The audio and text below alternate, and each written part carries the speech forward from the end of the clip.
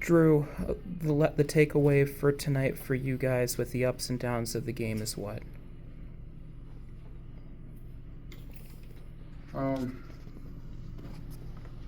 Thought we showed some fight, right? We took some punches. They had it going, right? They shot the ball really well, consistently throughout the game, but we found a way to dig and get some stops. So you got to take some positive from there, but just a lot of unforced turnovers, right? It's unfortunate, right? We're hurting ourselves giving the ball back 21 times, right? They press a little bit. I didn't think we were strong with the basketball, right? Erratic, jumping off our feet, right? Not catching the ball with two hands, not taking the simple play, right? When you're playing against a team that wants to play frantic, right? They're actually sometimes doing a favor for you, right? They're leaving plays open, but you have to take simple plays.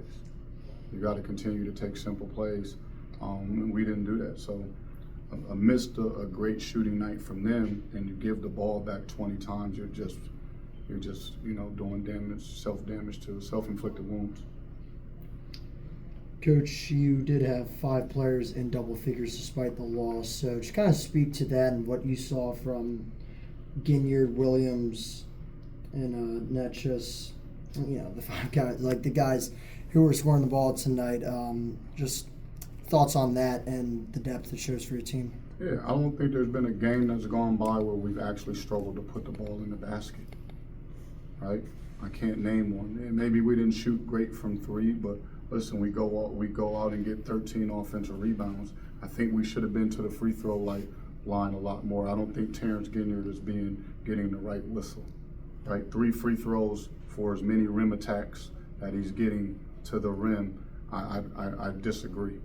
I disagree with how the game is moving towards, where it's leaning towards more offense, right? And the whistle is leaning towards more guys getting to the free throw line and more scoring. I don't agree with how he's being officiated. I think he should be living at the free throw line, right? 3 attempts on as many drives as he had. That's, to me, it doesn't add up. It doesn't make sense.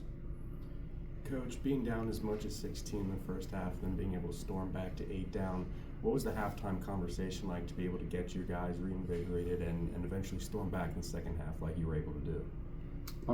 Well, sometimes you can crush them. Sometimes you got to instill some confidence. Sometimes you got to just figure out some moments that you can hang your hat on. They understood that we were losing, right? And listen, we were down by 16, but we inched back, so we had to take the good moments and try to build off of that and see if we can start to put some quality minutes together. Could we run a 4-minute stretch and another one? And I thought we did in the second half. We closed the game. We get a 5-point lead. Now with 5 minutes to go, we have to be able to manage that lead, right? Shot selection is important. Taking care of the basketball is important. We got 3 turnovers mixed in the last 5 minutes, right? We got some questionable shot selection, and then you can't foul 94 feet away from the basket. You'd have to make teams actually go play basketball, not see if they can go make free throws. David kind of said there was some frustration with letting a team come here and get comfortable early on. Just where do you think that kind of stems from, and how do you go about fixing that sort of thing? Listen, it's basketball, right? They made shots early. They made shots. They hit their first probably 4 or 5 shots right in a row, right? It happens. It happens. You can play some of the best defense in the world sometimes if a guy may make a highly contested shot, right? So, overall, the frustration of losing a game here, that makes sense, but, you're going to have to fight some teams off. You're going to have to fight some teams off. And like I said, I thought we showed some glimpses of that, but we played around with fire, you know what I mean? And that's a dangerous game. In addition to, aside from all that you just mentioned, within the final 5 minutes, as the old 3-word saying goes, what were the other coulda, woulda, shouldas that could have given you an opportunity to not only win this game, but to do so after that frantic comeback that you made that almost resulted in winning, but ended up with a 4-point loss tonight in your gym? Is to take care of the ball and defend, right, and make a shot. That's what it really comes down to, right? I would never expose my coulda, woulda, shouldas to you. No offense, but like that's stuff that's for the locker room.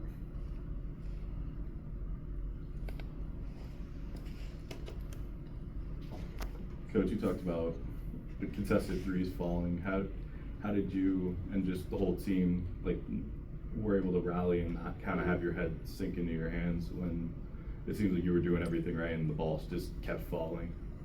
It's bad. Like I said, it's basketball. I've seen a lot of it, right? They look, man. They made 15 threes and they shot 30 of them. They had it rolling, right? So we found a way to figure it out, and there's no moment or possession where we can live in disappointment of dropping our heads. You do that, you're down 30. You know what I mean? When a team is shooting that good from three. So, I'll commend my guys on their fight. I do believe we showed some of that. We weren't able to pull it out. We had an opportunity to win. But like I said, I'll give them credit for their fight. We got to clean it up, though. Like I said, when you go back and look at it, you give a team the ball 21 times, man, you're gonna make things difficult.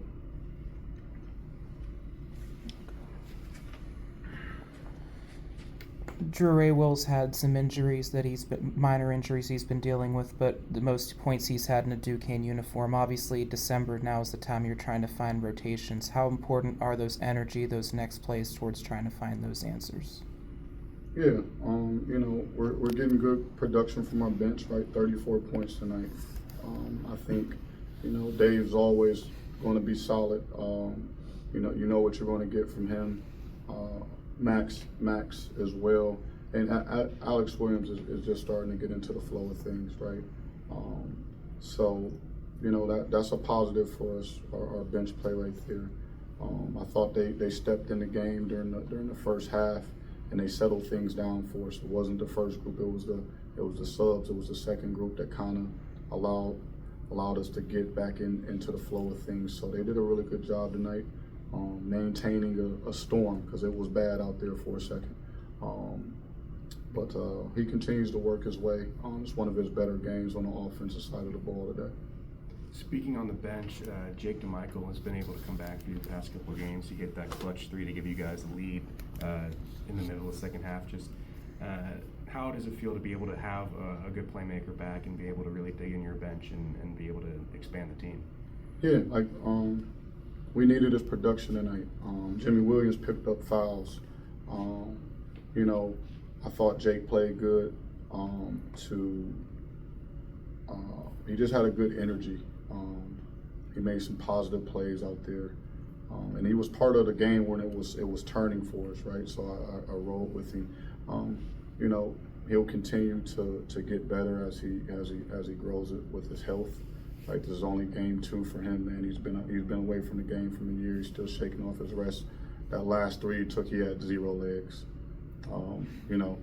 Listen, I want him to take the shot, and but you could tell when it hit the front of the rim, it almost didn't even get there, and it was like, oh, we got to get this guy some rest.